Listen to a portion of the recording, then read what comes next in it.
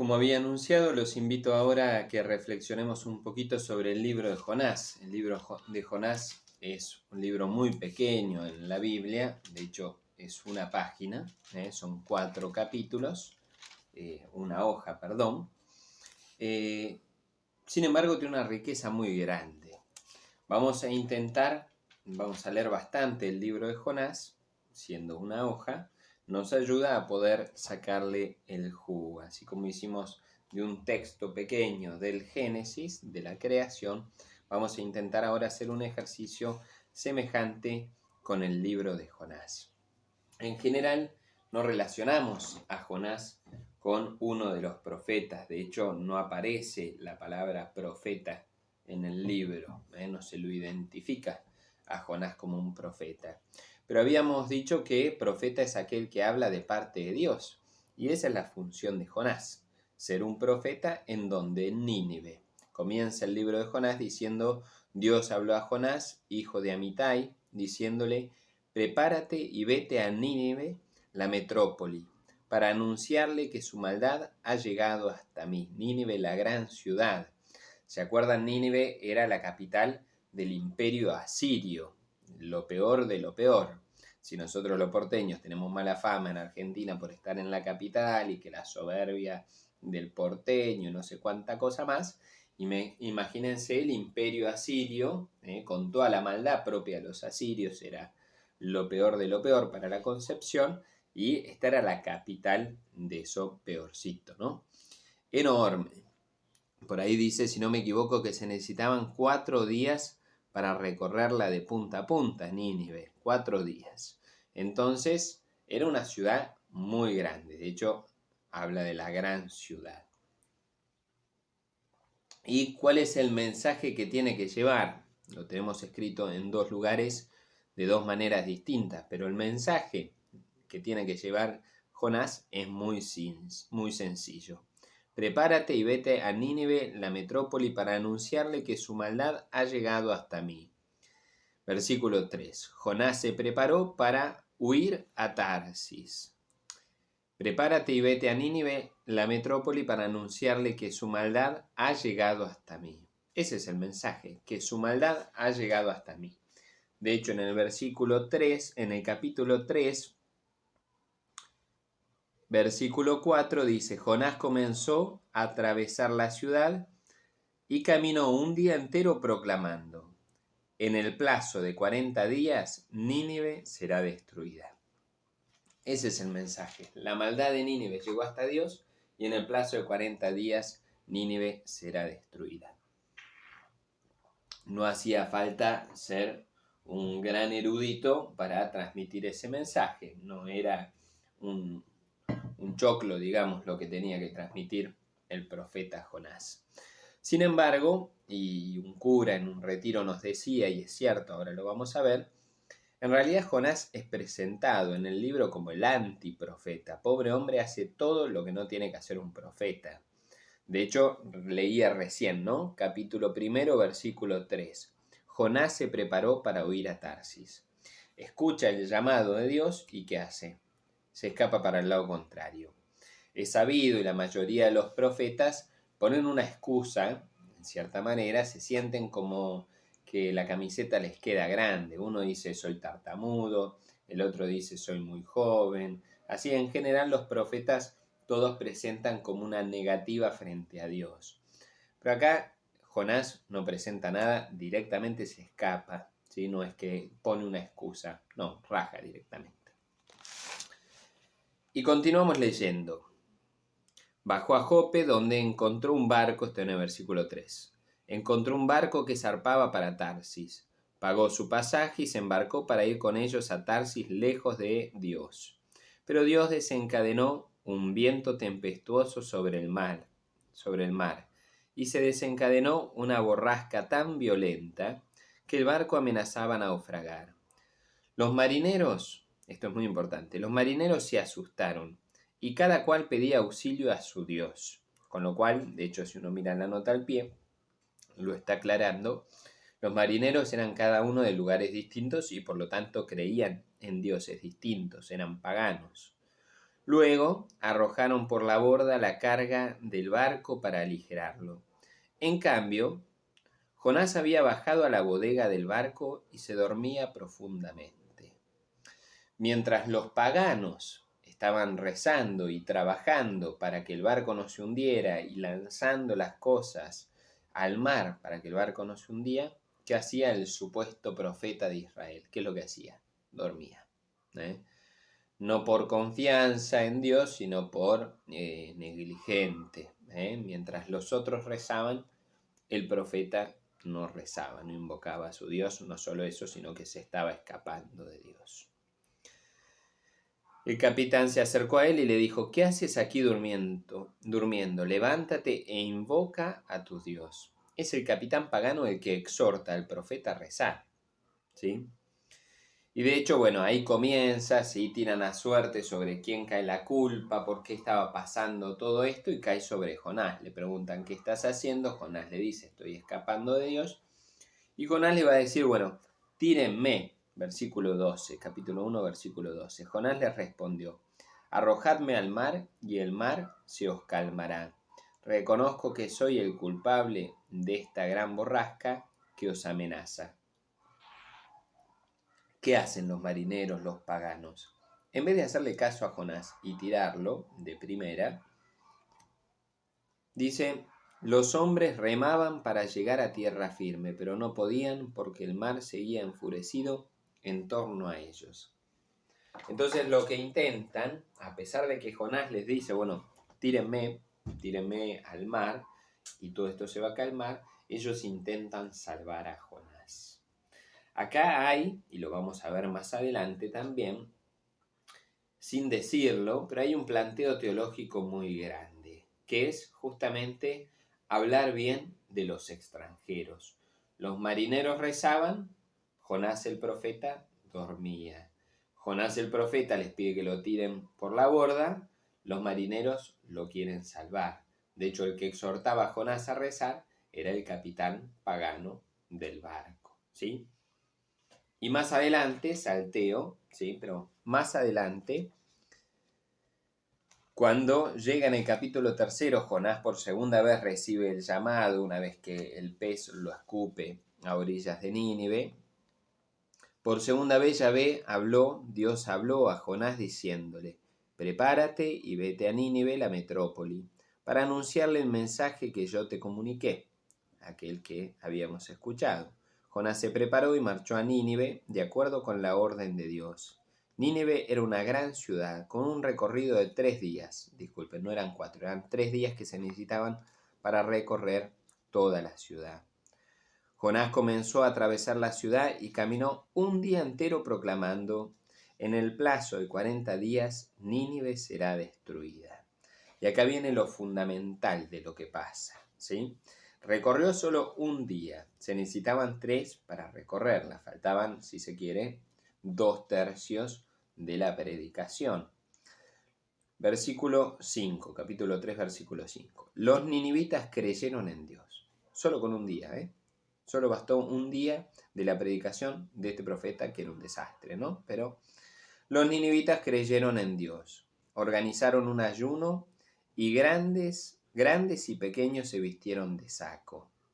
El anuncio llegó hasta el rey de Nínive, que se bajó del trono, se quitó su manto, se cubrió de saco y se sentó en la ceniza. Luego mandó proclamar en Nínive este decreto del rey y sus ministros: que hombres y bestias, ganado mayor y menor, no prueben bocado, ni pasten, ni beban agua. Los hombres y animales se vistan con sacos e invoquen a Dios con insistencia, y que cada uno se convierta de su maldad, de su mala conducta y de sus acciones violentas. El rey decreta con sus ministros un ayuno y penitencia no solo para las personas, sino para los animales, y hasta aclara ganado mayor y ganado menor. ¿Se imaginan ustedes las ovejas, las vacas, los caballos haciendo ayuno para la conversión? Tanto nos cuesta a nosotros, ¿no? Los viernes de Cuaresma y el resto de los viernes también. hacer ayuno. ¿Se imaginan? El ganado mayor y el ganado menor. Ahora, ¿será que esto es la esencia del mensaje? Queda de manifiesto algo que es lo que dije antes, ¿no? Los marineros rezaban, paganos, mientras Jonás dormía. En un día, una ciudad que necesitas 3 días para recorrerla se convierte al punto de que hasta los animales hacen penitencia. Y dice en el versículo 10, cuando se convirtieron, ¿no? Cuando Dios vio lo que hacían y cómo se convertían de su mala conducta, se arrepintió del castigo que había anunciado contra ellos y no lo ejecutó. Entonces cualquiera diría, buenísimo, la misión del profeta funcionó. Estaba llamado a anunciar la conversión y se convirtieron a tal punto que Dios se arrepintió. Uno que estaría saltando en una pata. ¿Qué es lo que le pasa a Jonás? Capítulo 4, versículo 1. Jonás sintió un gran disgusto. Se enfureció y oró así a Dios. ¡Ay Dios! Ya lo decía yo cuando estaba todavía en mi tierra, y con eso me apresuré a huir a Tarsis. Pues sabía que tú eres un Dios clemente, compasivo, paciente y generoso, que se arrepiente del castigo. Así que Dios, quítame la vida, pues prefiero morirme a estar vivo. Pero Dios le dijo, ¿te parece bien enfurecerte así? El profeta, que había sido llamado para anunciar la conversión, ve la conversión del pueblo, semejante conversión de los peores, la capital del imperio asirio, inmensa ciudad, que solo recorriendo 1/3 lo que tenía que recorrer, ya hasta los animales se convirtieron, y en vez de alegrarse se enoja. Nos sentimos como que hay algo que nos cierra. Bueno, justamente este algo que nos cierra es que lo ejemplar acá lo tienen los paganos. El profeta del libro, el profeta Jonás, en realidad es un antitestimonio. Está mostrando la fe de los paganos y está mostrando como actitudes ejemplares en los marineros que eran paganos, en el rey de Nínive, que era pagano y era de lo peor, y hasta en los animales paganos, por decirlo de una Entonces, manera. ¿Qué está pasando? Se está como exaltando, ensalzando la fe de los paganos, del rey pagano, de los extranjeros, al lado de la fe del profeta. De hecho, van a continuar las quejas del profeta. Una vez que se desea la muerte, le dice a Dios, quítame la vida, pues prefiero morirme a estar vivo. Pero Dios le dijo, ¿te parece bien enfurecerte así? Esa frase más de una vez deberíamos ponerla ahí anotada en el pizarrón por cada vez que nos enojamos por pavadas, ¿sí? Y después sigue. Jonás se tira maldiciendo Nínive, ahí en las afueras de Nínive, y se tira a la sombra de un ricino. ¿Y qué va a pasar? Viene un gusanito, le da sombra, se queda durmiendo la siesta, un gusanito pica el ricino y el ricino se termina muriendo. El sol atacó a la cabeza de Jonás, que empezó a desfallecer y se deseó la muerte diciendo nuevamente, prefiero morirme a estar vivo. Entonces Dios dijo a Jonás, ¿te parece bien enfurecerte por el ricino? Diciendo, no seas tonto, mira por la estupidez que te estás quejando, ¿no? En pocas palabras. Respondió, sí, Jonás, sí, me parece bien enfurecerme hasta la muerte. Y Yahvé replicó, tú te compadeces de un ricino que no te ha costado hacer crecer, que al cabo de una noche apareció y al cabo de otra pereció. ¿Y no voy yo a compadecerme de Nínive, la metrópoli, la gran ciudad, donde viven más de 120.000 personas que no distinguen el bien del mal y una gran cantidad de animales? Y de hecho hay una nota al pie ahí en la Biblia de Jerusalén que dice, este último capítulo remacha la doctrina de la misericordia divina universal. Dios ha tenido misericordia de su profeta devorado y de Nínive arrepentida. estoy diciendo una idiotez, ¿no? Recordemos que las notas al pie de página no son parte de la palabra de Dios, son simplemente notas, como digo, al pie de página del editor de la Biblia, sea cual sea la versión, la traducción. Ahora, justamente queda de manifiesto la misericordia de Dios. La misericordia de Dios frente a este profeta desastroso, si se quiere, incrédulo, quejoso, pero la misericordia de Dios también frente a los extranjeros. Ahora, para entender un poco esto, vamos a remontarnos a lo que hablamos el otro día de la historia de la salvación y del conjunto, y retomando lo que ya dijimos hace bastante en el comienzo, que en la Biblia hay teologías que hay que saber sopesar, que tenemos que poner en la balanza, y si nos quedamos solo con una versión o con una teología, sonamos porque nos perdemos la riqueza de otra, y que la misma Biblia va como regulando, va teniendo como válvulas de escape para una y otra teología. Acá hay una teología que valora al extranjero. Vamos a ver que hay un periodo de la historia y una teología en la Biblia y en el pueblo de Israel donde se mantenían completamente cerrados, eran bien nacionalistas. Esto pasó a lo largo de la historia de la salvación y de hecho escuchábamos, ¿no?, que nuestro Dios es más grande que los demás dioses, cómo se pone afuera al extranjero. Hablábamos, cuando hablamos de la historia de salvación, como cuando se vuelve del exilio, se pelean en cierta manera con lo que van a ser los samaritanos y se terminan discriminando a aquellos que no habían ido al exilio. ¿Por qué? Porque recibieron una mezcla de sangre, se habían casado con otros que los babilonios trajeron a la Tierra Santa. Así como ellos los llevaron para otro lado, a otros los trajeron para Tierra Santa, y ahí se dio una mezcla de sangre, de razas, supongo que también de lenguas y obviamente de dioses, que el pueblo de Israel va a querer purificar. Entonces vamos a ver el lado, la cara opuesta del libro de Jonás, en cierta manera, o la teología opuesta que está en Esdras y Nehemías, para entender qué es lo que Jonás está diciendo, ¿no?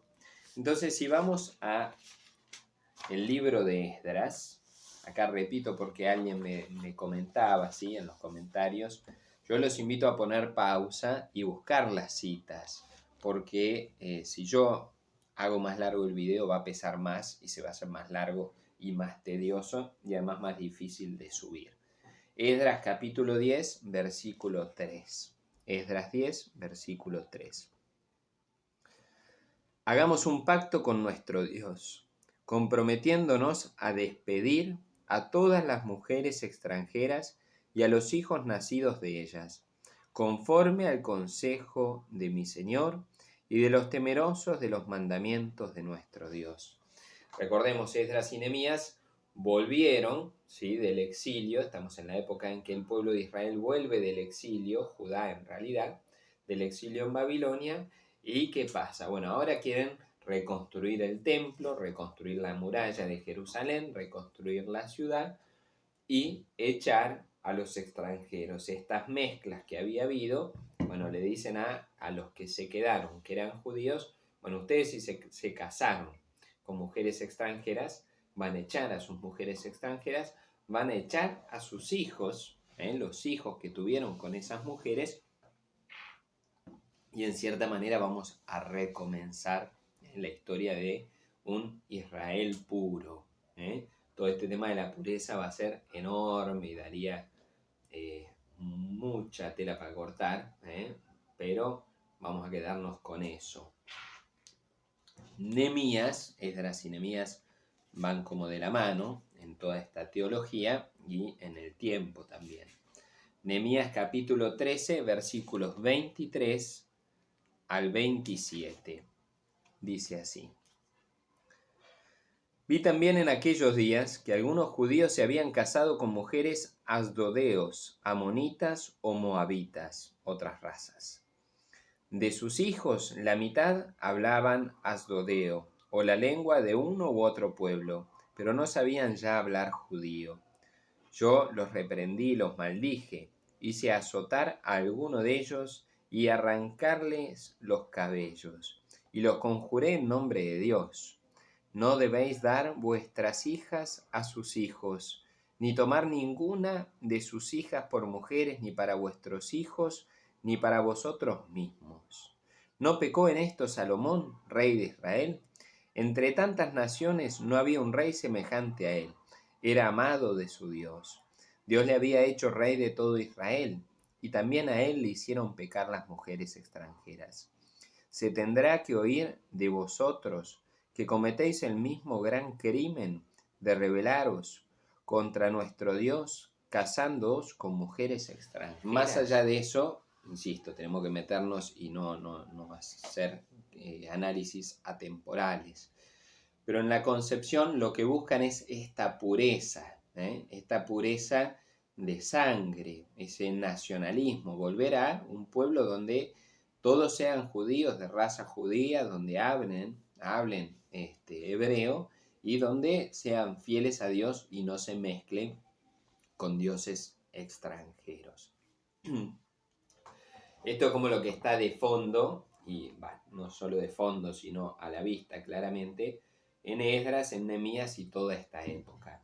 Bueno, el libro de Jonás es un poquito posterior, pero está en ese marco teórico, en ese tiempo, en ese contexto, donde se está buscando esa pureza, pero Jonás da como muestra la otra cara de la moneda, justamente diciendo, bueno, ojo que no por ser extranjero el otro es un pecador, no por ser el extranjero el otro no tiene fe, Y todo esto, hay toda una teología que se va a ir desarrollando. De hecho, Isaías, en el libro de Isaías, está el llamado universal y cómo el Mesías iba a venir a restaurar todas las razas de la tierra, no solo el pueblo de Israel, sino todas las razas de la tierra.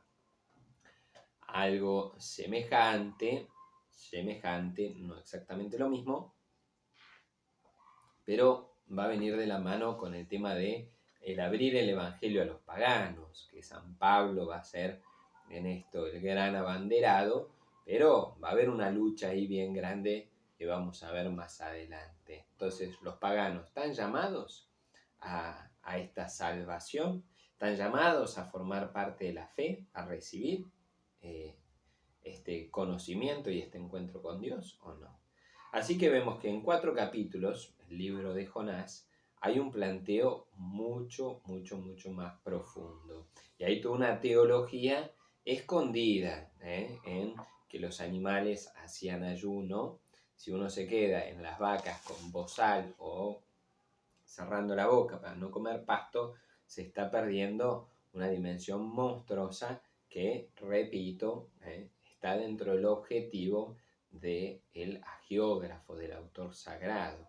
Entonces, qué lindo poder encontrar la teología, el pozo más profundo del libro de Jonás o de la lectura que estamos haciendo de la Biblia.